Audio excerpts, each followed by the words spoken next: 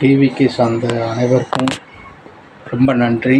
அதாவது சின்ன சின்ன சப்போர்ட்டுகள் பண்ணியிருக்கீங்க அந்த கூட்டத்துலேயும், சரிங்களா? அது போக இன்னொரு விஷயம் நான் உங்கள்கிட்ட சொல்ல விரும்புகிறேன். இது அதாவது இப்போ அதாவது எல்லோரும் சப்போர்ட் பண்ணிட்டு வராங்க.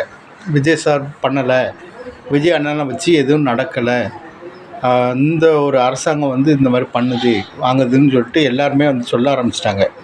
இதில் எதிர்ப்பு தெரிவித்து வராங்க தெரியுமா? ஒரு 10-15 பேர் எதிர்ப்பு தெரிவித்து வருவாங்க. அவங்கள கையங்காலமாக நீங்கள் பிடிங்க.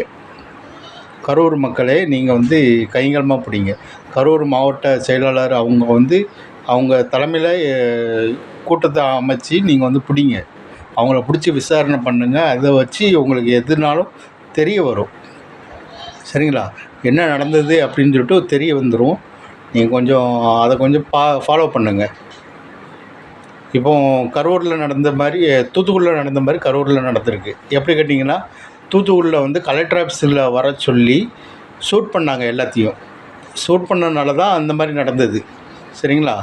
அது போக இப்போ என்னென்னா, உங்களை ஒரு சந்துக்குள்ளே நிப்பாட்டி வச்சு நெரிசல் கொடுக்கலாம். உங்களுக்கு நெரிசலை கொடுத்தா மூச்சு விட முடியாமல் இறந்து போவாங்க எப்படிங்கிற ஒரு தாட்டில் தான் அவங்க வந்திருக்காங்க. ஏன்னா தூத்துக்குடியில் நடந்தது உண்மை. நான் இருந்தேன். தூத்துக்குடி மக்கள் தான். நான் திரைஸ்புரம் பகுதியை சார்ந்தவன்.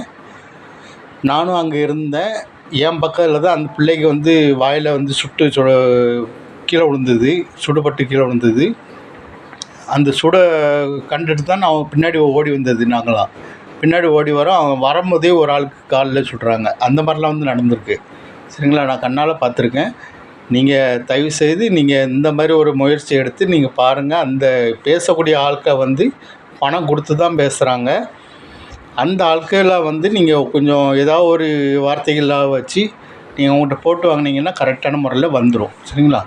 தேங்க்யூ.